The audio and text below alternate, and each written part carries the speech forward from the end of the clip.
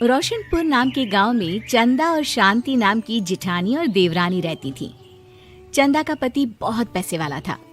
उनके पास किसी भी चीज की कोई कमी नहीं थी और उसके विपरीत शांति का पति बहुत ही गरीब और नशेड़ी था। शांति चंदा के घर में काम करके अपना घर चलाती थी। भाभी, घर पर खाने के लिए कुछ भी नहीं है। अगर आप थोड़ा खाना दे पाए तो बहुत मेहरबानी होगी। मुझे जो भी पैसे मिलते हैं वो तो आपके देवर नशे में उड़ा देते हैं। ये तुम लोगों का ना रोज रोज का ड्रामा हो गया है। अब देवर जी कमाते नहीं है तो मैं क्या करूं?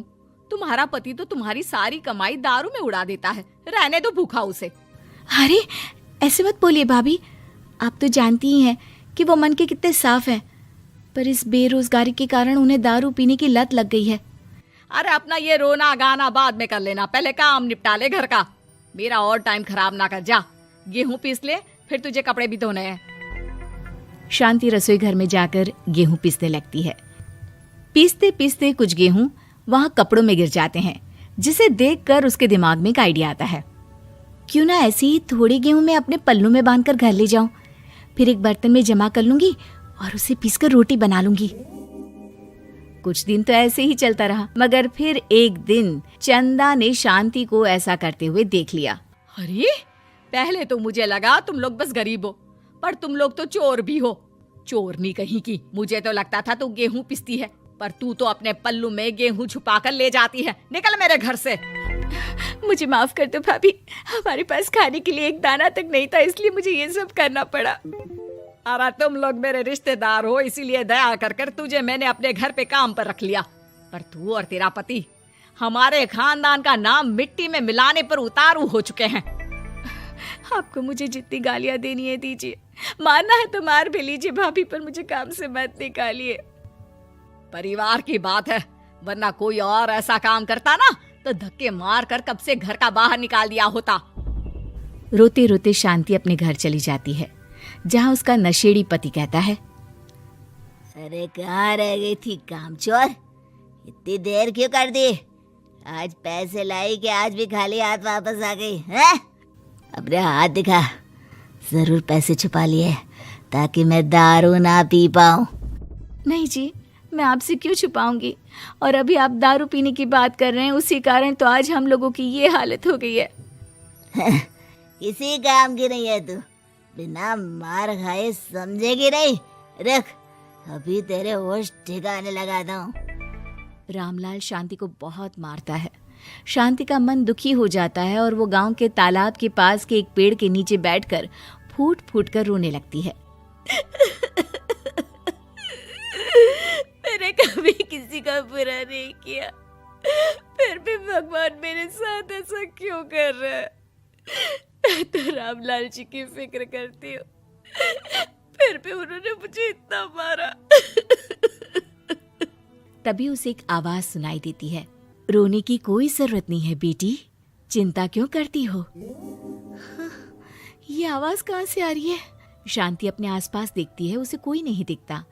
वो ऊपर देखती है, जहाँ उसे एक छोटी सी परी दिखती है। आप कौन है? आप तो कोई परी लगती हैं। हाँ बेटी, मैं इसी पेड़ पर रहती हूँ। मैंने तुम्हारी सारी बात सुनी, अब तुम्हें फिक्र करने की कोई जरूरत नहीं। अपनी आंखें बंद करो। शांति आंखें बंद करती है और जादुई परी अपनी छड़ी घुमाती है। उसकी छड़ी घुमाते ही पेड़ के सारे पत्ते सुनहरे रंग के हो जाते हैं। परी उनमें से एक पत्ता तोड़ लेती है और फिर से अपनी छड़ी घुमाती है, जिसके कारण सारे पत्ते पहले की तरह साधारण से दिखने लगते हैं। आंखें खोलो बेटा। लो, इस पत्ते को ले जाकर अपने तकिए के नीचे रख देना। ये तो एक साधारण पत्ता है, इससे क्या होगा? ठीक है, अगर आप कहती हैं तो मैं इसे रख लेती हूँ। शांति उस पत्ते को लेकर अपने घर जाती है और अपने कमरे में तकिए के नीचे रखकर सो जाती है। सपने में उसे वही पेड़ वाली जादुई परी दिखाई देती है। बोलो शांति, क्या चाहिए तुम्हें? मैं चाहती हूँ हम बहुत अमीर हो जाए और मेरे पति नशा करना छोड़ दें, उन्हें कोई काम भी मिल जाए। कल जब तुम सुबह नींद से जागोगी, तुम्हारी इच्छा पूरी हो गई होगी। अगली सुबह शांति नींद से जागती है। अपने आसपास का नजारा देखकर चौंक जाती है। उसके बिस्तर पर चारों तरफ सोने चांदी रखे हुए थे। हे भगवान, कहीं मैं सपना तो नहीं देख रही? इतना सारा सोना, वो भी मुझ गरीब के पास। रामलाल जी को बताती हूँ, वो बहुत खुश होंगे। शांति जैसे ही कमरे के बाहर जाती है, वो देखती है कि रामलाल सूट बूट पहने काम के लिए बाहर जा रहा होता है। मुझे शहर में एक नौकरी मिल गई है शांति, मुझे आने में देर हो जाएगी, घर का ध्यान रखना। और इस तरह शांति बहुत अच्छा जीवन बिताने लगती है। उसके पास अब किसी भी चीज की कमी नहीं रह जाती। रातों रात शांति के पास आए इतने पैसों को देखकर उसकी जिठानी उससे पूछती है, अरे क्यों रे शांति, कहीं बड़ा हाथ मारा है क्या? अचानक तुम लोगों के पास इतना पैसा कैसे आ गया? नहीं नहीं भाभी, ये सब तो जादुई परी के दिए हुए पत्ते का कमाल है। शांति जादुई पत्ते के बारे में सारी बात चंदा को बताती है, जिसे सुनकर चंदा के मन में लालच आ जाता है और वो झूठ मूठ रोते हुए उसी पेड़ के नीचे जाती है जहाँ उसकी रोने की आवाज सुनकर जादुई परी कहती है, क्या हुआ बेटा, क्यों रो रही हो? मैं बहुत गरीब हूँ, मेरे पति मुझे बहुत मारते हैं, अब मैं जीना नहीं चाहती। चिंता मत करो बेटा, अपनी आंखें बंद करो। जादुई परी चंदा को भी उसी पेड़ का एक पत्ता देती है और तकिए के नीचे रखने को कहती है। चंदा उस पत्ते को लाकर अपने तकिए के नीचे रख लेती है और अगली सुबह जब उठती है तो उसके कमरे में चारों तरफ सांप बिच्छू रहते हैं।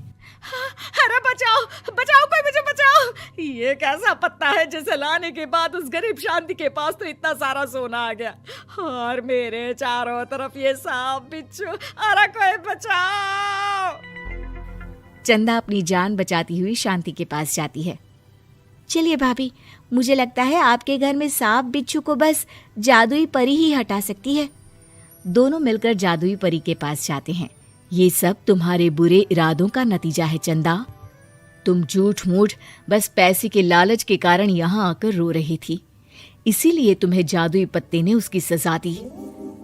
अरे मुझे माफ कर दीजिए जादुई परी, मेरे मन में लालच आ गया था। अरे शांति, तुम भी मुझे माफ कर दो, मैंने तुम्हारे साथ बहुत गलत किया है, फिर भी तुम मेरी मदद के लिए आई। चंदा को